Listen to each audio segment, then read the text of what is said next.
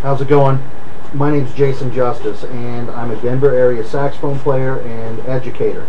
And I'm here to talk to you today about this beautiful alto saxophone you see in front of you. This is an RS Berkeley ASS 502. What is good about this horn? Everything, okay? I took it to my repair guy here in Denver, Greg Meese at Meese Music, and we took a look at it. And the first thing that he noticed was the construction, just how well made this horn is. Now, I don't want to get too inside baseball here, but there's a couple of things I want to point out. One is that all of the posts here, the posts that hold the keys on, are actually soldered onto a plate that's then put onto the horn. This does a lot of things. One of them is that it doesn't affect the conical shape inside as far as it being attached directly to the horn and pulling those posts then being able to pull away and to actually change the shape of the bore on the inside of the horn. This is something that's hugely important. I've been playing vintage instruments most of my life, and like on my Con 10M tenor saxophone, built in 1949, an excellent horn, I must say, but they're definitely soldered directly onto the horn. This is a design that they've really moved away from, and I think that one of the things that I like about Berkeley horns are just the fact that they've thought about everything in as far as the design of these go. On the back, the thumb rest is adjustable, which is great if you have a young student musician, or if you yourself, thinking about getting into a horn, need to be able to adjust it. It's just one of the extra features that I think, and the extra thought process that Les Silver and the people at RS Berkeley put into the construction of these saxophones and all of their instruments. But in particular, this horn feels like a pro-line horn to me. It feels as responsive as any Selmer that I've played, as responsive as any Yanakazawa that I've played, any Yamaha that I've played, any Cannonball that I've played. This horn right here, as a student line horn, I would not be ashamed to take this out and play it on a gig. And as a matter of fact, I have done that recently. And this thing screams. It's like, it's one of the nicest horns that I've ever had out and playing on a gig. No offense to all those other instruments that I've played in my life. This one just responds beautifully. Beautifully in tune from bottom to top. That's a super important thing. And like I said, it fits in your hand and responds just beautifully. So you're asking yourself, all right, I've got a ton of choices for instruments out there. I go on eBay all the time and I see these horns that they're advertising for brand new with the case for 199 bucks or 250 bucks or 300 bucks. Well, this is one case where for an extra 500 bucks or so from those cheaper instruments, that you're going to put yourself into a student line instrument that'll take you through intermediate playing, through high school, even into the first part of college. Heck, you could probably play this thing the rest of your life and not be sad about it. It's an excellent horn.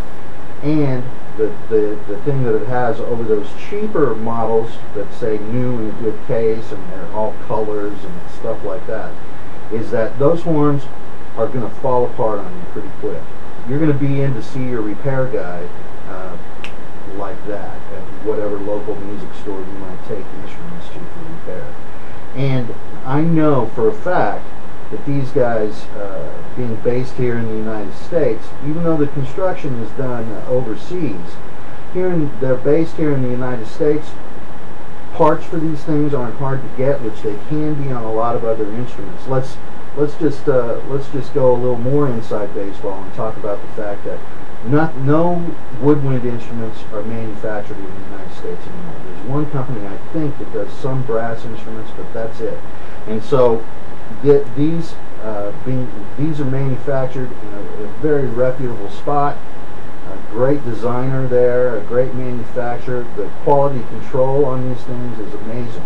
Plus, let's talk about the case. Now, we're talking about this horn for a student musician, and so the case is really done very well. Included in your purchase price, of course, are a neck strap, a mouthpiece, a reed, everything you need to get yourself going. Plus, it's got a backpack set up on the back. It's got the straps you hook into on this, and so if you've got a 6th grader or a 7th grader and you know what I'm talking about, these kids are about this tall and they've got a saxophone, they've got their book bag and all of that. They can just throw this thing on their back, make it on and off the bus in no time. It's very easy to carry.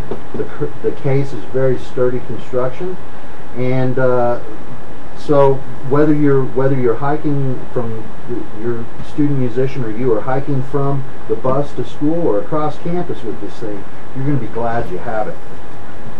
So 3 things that I like about this horn. The fact that it is in tune from top to bottom. For a student line horn, that can be a little bit weird. Sometimes the intonation at the top end isn't all that great. So that's one thing. The second thing is the construction, the ergonomics, just the amount of thought that went into the design of this horn. And then last but not least, it's the price. It's half the price of many other big name saxophone companies out there. I know that Yamaha student line horns, they start at $1,600. This ASS 502 RS Berkeley Alto Saxophone is going for right around $800. So it's a heck of a deal, especially in today's economy. And because of its construction, I think it's going to be able to hold its resale value pretty well. I'm a believer in this horn. I wouldn't be talking to you right now if I didn't actually think that this was something that I would love to see all of my students play. I would love to be playing this horn. I have played it now for a month or so, and I'll tell you, it's absolutely outrageous. I love it. So put your money where it needs to go, and that is into an RS Berkeley horn, backed up by some great people on the East Coast and some great players who endorse this horn. Sherman Irby, who's the lead alto saxophone player for the Lincoln Center Jazz Band. He's phenomenal. I know that the second alto player in the band there is playing that as well, playing one of their Virtuoso Artist Series beautiful saxophones. Tim Reese, who plays with Rolling Stones, plays one of their tenors now, and so they've got a lot of people who believe in this instrument, and so I want you to believe in it too. Go to my website at www.jasonjustice.com. Go to my lessons page from there, or go straight to lessons.jasonjustice.com. Go to the RS Berkeley page. There's going to be some reviews, some pictures there of some of the artists that endorse this horn. There's going to be my review of it and my endorsement, RS Berkeley. This is one heck of a great horn, and when you, this fall or next winter or next year, when you're thinking about getting a new horn, instead of paying $250 online for something new or used that you're going to have to take in and out of the repair shop, I want you to stop right here, put your money into an RS Berkeley. Remember, this is always what I say, if playing the saxophone was easy, everybody'd be doing it. So get an RS Berkeley horn and see how easy it is to learn.